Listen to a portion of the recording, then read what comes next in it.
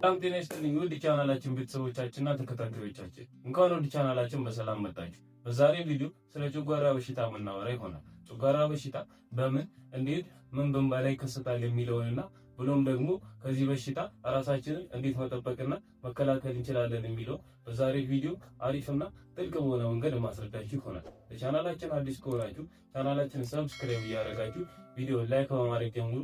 ሙሉ ቪዲዮ ማየቱ እንዳይዘነጉ። ወደ ቪዲዮ ሰላም ጤና ይስጥልኝ ውድ ቻናላችን ቤተሰቦቻችንና ተከታታዮቻችን እንኳን ወደ ቻናላችን በሰላም መጣችሁ። በዛሬ ቪዲዮ ስለ አንድ ወሳኝ የጤና ጉዳይ እናወራለን። ይህም ምግብ ከተመገብን በኋላ የሆድ መነፋት፣ ማቅለሽለሽ፣ ቶሎ መጥገብ ብሎም ደግሞ የልብ ማቃጠል ከዛም ደግሞ የላይኛው የሆድ አካል ክፍል ላይ ህመም የሚሰማን ከሆነ እነዚህ ምልክቶች የምን በሽታ ብሎም ደግሞ እነዚህ ምልክቶች ሲከሰቱ ምን ማድረግ እንዳለብን በዛሬ ቪዲዮ ጥሩና ግልጽ በሆነ መንገድ የምናይ ይሆናል። አብራችሁን ቆዩ። በመጀመሪያ ግን የጨጓራ በሽታ ስንል የተወሰነ በሽታ እንዳልሆነ ማወቅ አለብን። ለምሳሌ የጨጓራ ቁስለት፣ የጨጓራ ሽፋን መቆጣት ብሎም ደግሞ የአሲድ መመለስ ሌሎችም ሊኖሩ ይችላሉ። እነዚህም አሁን ጨጓራችንን ሲያመን የተወሰነና ወይም ደግሞ ኦንሊ ጨጓራ ብቻ ነው ብለን ልንወስድ እንደመደም አንችልም። የጨጓራ ህመም በጊዜው ካልታከመንና በጊዜው ካልታየነው ከፍተኛ ደረጃ ሊደርስ ይችላል። ብሎም ከፍተኛ ደረጃ ላይ ከደረሰ በጣም አስጊና ከፍተኛ የህመም ስሜት ውስጥ ሊከተን ይችላል።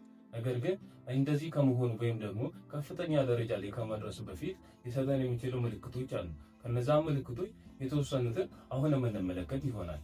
የጨጓራ በሽታ ወይም ደግሞ የላይኛው የሆድ አካባቢ ህመም ከሰው ወደ ሰው የሚሰጣቸው ምልክቶች ይለያያሉ። ከነዚህም ምልክቶች መካከል ቶሎ መጥገብ፣ የሆድ መነፋት፣ ማቅለሽለሽ፣ ቁርጠት ብሎም ደግሞ የላይኛው የሆድ አካባቢ ህመም ወይም ደግሞ ማቃጠል ካለ እነዚህ ምልክቶች የጨጓራ በሽታ ወይም ደግሞ የላይኛው የሆድ አካባቢ ህመም ሊሆን ይችላል ማለት ነው። ነገር ግን አሁን የጠቀስኩላችሁን ምልክቶች ብቻ በመጠቀም ወይም ደግሞ ራሳችን ላይ በመመልከት የጨጓራ በሽታ ነው ብለን ልንወስን አይገባም ማለት ነው።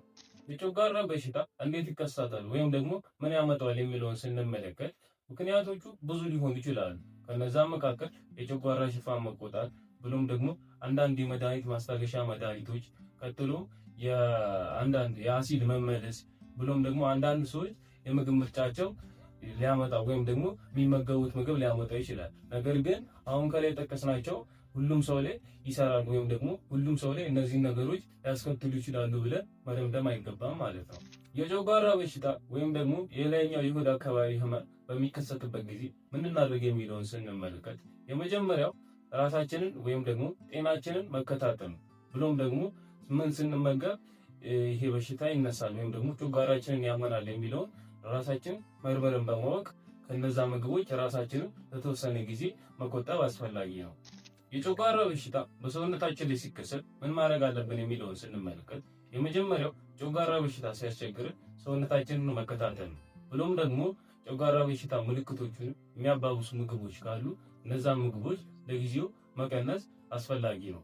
በተጨማሪም በቂ የምግብ ልምምድ መኖር ብሎም ደግሞ በቂ ፈሳሽ መውሰድ ቀጥሎም ለሰውነታችን አሪፍና ጥሩ እረፍት መስጠት ነው። ነገር ግን ይህን በምናደርግበት ጊዜ በሽታው ተመላልሶ ወይም ደግሞ በተደጋጋሚ የሚመጣ ከሆነ ብሎም ደግሞ ምንም ለውጥ ከሌለው ሐኪም ማማከር ጥሩና አሪፍ ውሳኔ ነው። መቼ ወደ ሕክምና ተቋም መሄድ አለብን የሚለውን ስንመለከት የመጀመሪያውና አንደኛው ከባድ የሆነ የሆድ ህመም ካለው ብሎም ደግሞ በመቀጠል ድንገት የተከሰተ ወይም ደግሞ ተያይዞ የሌሎች በሽታ ምልክቶች ያለው ከሆነ በአስቸኳይ ወደ ሕክምና ተቋም መሄድ አለብን።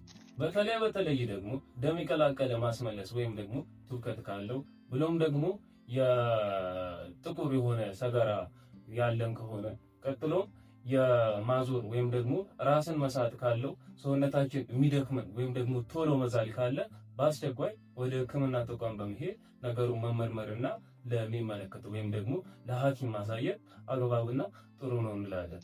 ታዲያ ጨጓራችንን ለመጠበቅ ወይም ደግሞ ጨጓራችንን ከበሽታ ለመከላከል ምን ማድረግ አለብን የሚለውን ስንመለከት የመጀመሪያውና አንደኛው ለእርሱ ወይም ደግሞ ለጨጓራችን ምልክቶች ወይም ደግሞ መነሳት የሚያባብሱ ምግቦችን ከመመገብ መቆጠብ ወይም ደግሞ ራሳችንን ማገድ የመጀመሪያውና አንደኛው ይሆናል ማለት ነው።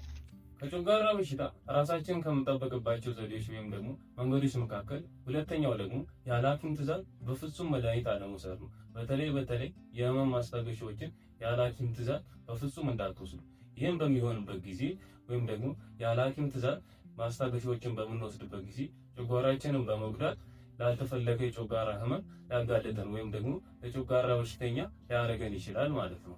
ከጨጓራ ህመም ራሳችንን ለመጠበቅ ማድረግ ካሉብን ነገሮች መካከል ሶስተኛው ደግሞ በተደጋጋሚ ጨጓራችንን የህመም ስሜት የሚሰማን ከሆነ ወይም ደግሞ ጨጓራችንን የሚያመን ከሆነ ነገሩ ሳይብስና ሳይስፋፋ ቶሎ ወደ ሐኪም በመሄድ ነገሩ ለሐኪም ማማከርና ማሳየት በሽታውን ቶሎ ለማከም ወይም ደግሞ ከበሽታው ቶሎ ለመዳን ይረዳል ማለት ነው። ስለዚህ አሁን ከላይ የዘረዘርኩላችሁ ነገሮች በመጠቀም ብቻ ራሳችሁን ከጨጓራ በሽታ መጠበቅ ብሎም ደግሞ መከላከል ትችላላችሁ ማለት ነው። እንግዲህ በስተመጨረሻም የጨጓራ ህመም እንዴት ሊከሰት ይችላል፣ በምን ሊከሰት ይችላል ብሎም ደግሞ ሲከሰት የሚሰጡትን ምልክቶች እንደሚከተለው ያየን ሲሆን ነገር ግን ልብ ማለት ያለባችሁና ማስተዋል ያለባችሁ ነገር ሁሉም የሆድ ህመም የጨጓራ በሽታ ሊሆን አይችልም። ነገር ግን እነዚህ ከላይ የዘረዘርናቸው ምልክቶች በሰውነታችሁ ላይ በምትመለከቱበት ጊዜ በአቅራቢያው ለሚገኝ የጤና ተቋም በመሄድ ምልክቶቹን ለሐኪም በመናገር ከጨጓራ በሽታ ራሳችሁን መጠበቅ ወይም ደግሞ መከላከል ትችላላችሁ ማለት ነው። ውድ የቻናላችን ቤተሰቦች በዛሬው ቪዲዮ ስለ ጨጓራ ህመም መንስኤና መፍትሄ ያነሳን ሲሆን በቀጣይ ቪዲዮ ደግሞ የጨጓራን ህመም እንዴት መከላከል እንችላለን ብሎም ደግሞ ጨጓራ ህመም ሊያስከትሉ የሚችሉ የምግብ አይነቶችን በሰፊና በዝርዝር የምንመለከት ይሆናል። ቪዲዮንም እንደምትወዱት ምንም ጥርጥር የለኝም። ቪዲዮንም ከወደዳችሁት ለወዳጅ ዘመዶ ሼር ማድረጉን እንዳይዘነጉ። ብሎም ደግሞ ለቻናላችን አዲስ ከሆናችሁ ቻናላችንን ሰብስክራይብ በማድረግ ቤተሰብ ይሁኑ። በቀጣይ የጤና ቪዲዮ እስክንገናኝ ጤናችሁ ይብዛልኝ። ደህና ሁኑ።